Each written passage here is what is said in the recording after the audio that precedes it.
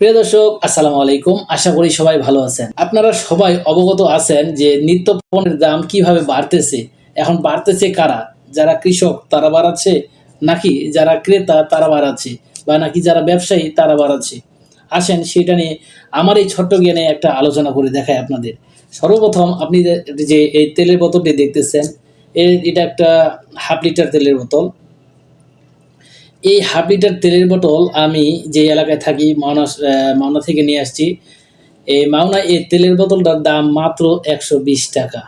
এখন এই ১২০ টাকা আমি কিনলাম কোথা থেকে? এই ১২০ টাকা দিয়ে তেলের বোতলটা কিনছি আমি ফুটপাতের দোকান থেকে। তারা কি বিনা লাভে আমাকে এই তেলের বোতলটা দিচ্ছে? দেয় নাই। তারাও কিছু না কিছু একটা লাভ করছে। তারা যার কাছ থেকে কিনছে তারা এই তেলটা তারা বানাইছে, বা তেলটা তারা মারছে মেশিনের সাহায্যে। এখন কথা হচ্ছে যে এই তেলটা যদি আমরা যে লোকাল এলাকাগুলো থাকি সেখানে এই তেলের দাম কত? আসেন একটা ভিডিওতে আপনাদেরকে দেখাই। এইটা এইটা তো অনেকক্ষণ তেল আছে। কত করে লাগবে নি? এই বড়টা কত? বড়টা মাত্র ওজন কতখান আছে? হ্যাঁ,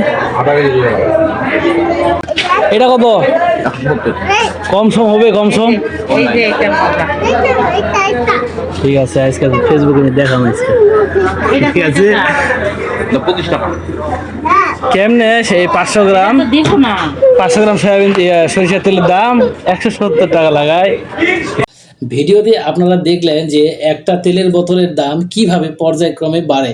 তো যে দোকান, অর্থাৎ আমরা যে এলাকায় থাকি সেই মুদির দোকান থেকে আমরা যে এলাকায় থাকি অর্থাৎ যে মুদির দোকানে আমি জিজ্ঞাসা করলাম যে তেলের বোতলটার দাম কত, তিনি কত বললেন? 170 টাকা। তো মাওনা থেকে আমি যে এলাকায় থাকি, মাওনা থেকে আমি যে এলাকায় থাকি মাত্র 20 টাকা। তো সে কি এই 20 টাকা যদি আমি বাড়ায় ধরি, 120 টাকা বাড়ায় ধরলাম যে 20 টাকা, সর্বোচ্চ 140 টাকা দাম হবে। কিন্তু তার কাছে আমরা কি পেলাম?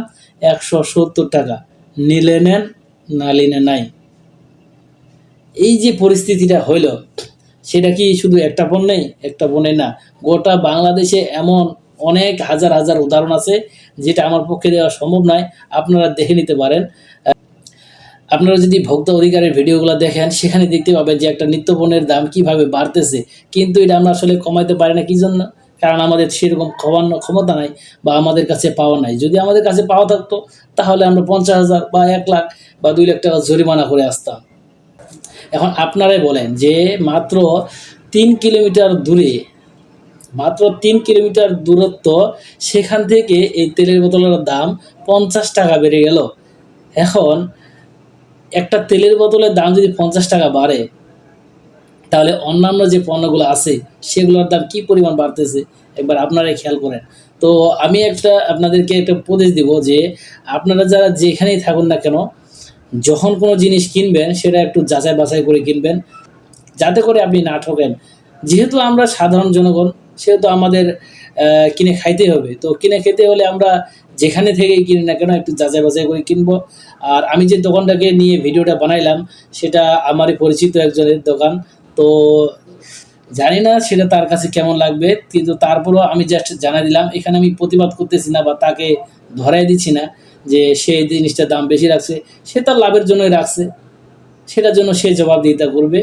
জানাই দেওয়ার কথা আমি আপনাদেরকে জানাই দিলাম। বিস্তারিত আপনারা জানেন, বাকিটা আপনারা জানেন। সেখানে কোথায় কিনবেন? সব বাজারে কিনবেন নাকি আপনার লোকালে অর্থাৎ নিকটস্থ দোকানগুলোতে কিনবেন, সেটা আপনার বিষয়। ধন্যবাদ সবাইকে। আসসালামু আলাইকুম।